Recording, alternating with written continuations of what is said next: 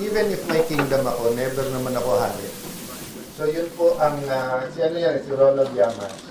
Yung kasi ang kanyang ideology, absolutist yan eh. Naniniwala yan hindi sa democracy. Alam nyo po, hindi tayo pwedeng maniwala sa democracy, tapos when it gets messy, umaangal tayo. Diba? It's just like freedom of the press, diba? Do I always like what you report?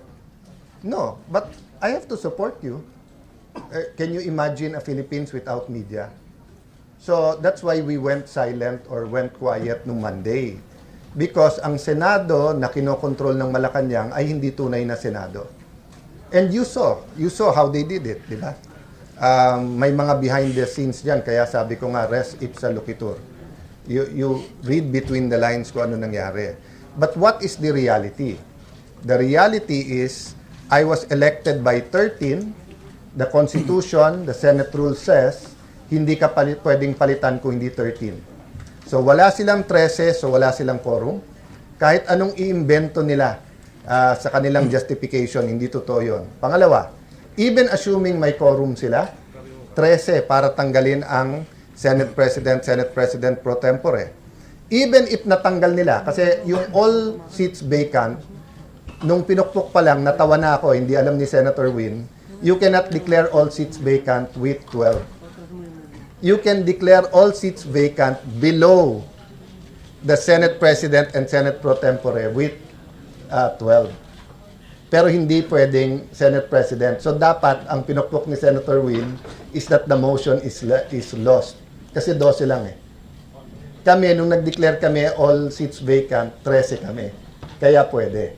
Okay. So having said that, democracy is messy. But we have to embrace the democracy. We have to embrace. So sabi ng Constitution, walang political dynasty. Pero may political dynasty sa Pilipinas. Ibig ba sabihin, sunugin na natin buong Pilipinas? So sunugin na natin ang Senado because hindi nila gusto kung sino majority, kung sino ang Senate President. Pag sila nag-walk out, okay lang. Tignan niyo yung post ni Bam Aquino. Pag nag-walk out, para sa bayan. Pag kami hindi dumating, ayaw magtrabaho. O ano sabi nila? Ayaw namin magtrabaho. Sabi nila, maiipit yung mga general sa CA. Sabi nila, kawawa yung mga pasyente sa ospital.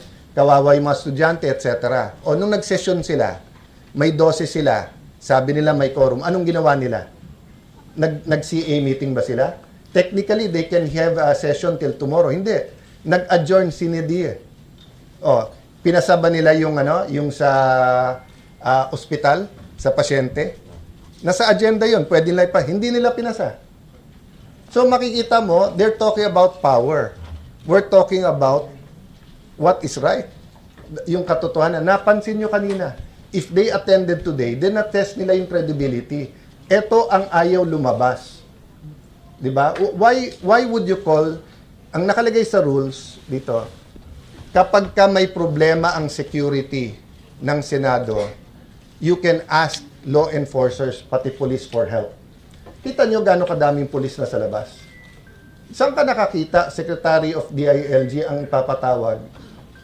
So, si Senator Win wants to be Senate President, but he's exercising all kinds of immaturity to our democracy. Papayag siya, 12 lang.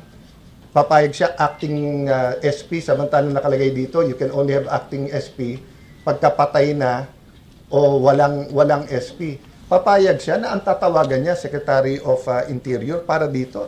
Anong image ng Senate? So dun sa inyo na buhay pa nung martial law, anong ibabalik natin yung ganung image? It was a different time. There were different circumstances. So, ang sagot ko, Jessica, doon, they have to deal with it. And I have to deal with it. But I have to assert my authority as Senate President. Now, it's up to the employees ng Senate sa konsensya nila. Kasi alam naman nila kung sino sasabing totoo. So now, it's between power and truth. The truth is, and all of you know this by your heart, there are 24 senators. So you need 13 for a quorum and for a majority. Eto, tanong ko sa inyo ha, kung napasa nila, quorum, 22 daw, 12. Ilan ang kailangan para ma-impeach ang isang official? 2/3, 16. Okay? So, mga aresto na naman ng So, ang 12 is 2/3 of 18. So kung mang-aresto sila ng 6 na senador, i-convict nila kung sino yung gusto nilang convict. Sasabihin nila, nakakulong yung 6 eh. So ang quorum namin is based on 18. So based on 18, 10 lang ang quorum. 12 is 2/3. Yan ang kasunod nito. O anong kasunod? PI o CONAS. So hindi biro yung kasunod doon. Hindi to labanan ng si Soto o si Cayetano, si Gatchalian o si Cayetano, ang Malacanang at Senate. Hindi po. Future ng ating bansa ang at stake dito. Kaya hindi masagot diretso ng Malacanang at ng 11+1 kung anong pinanggagawa nila. Sabi nila, ekonomiya yung issue. Ayaw naman nila mag-usap tungkol sa ekonomiya. Sabi nila, impartial daw yung trial, kailangan impartial. O, may nakita na ba kayong partiality sa amin? Is there anything in my reputation? Sabi nila, yan si Alan nangangagat ng amo niya. O, unang-una, hindi ko amo si Vice President Sara. Pangalawa, kaibigan ko siya, pero hindi namin parating nagkakasundo sa politika. O, so wala naman pala silang angal sa impartiality ko. O, bakit niyo sinasabi? So, Ma'am Jessica, the point is, for their convenience, the media, the Constitution, Senate should bend backwards? I don't think so. I think they should follow the law.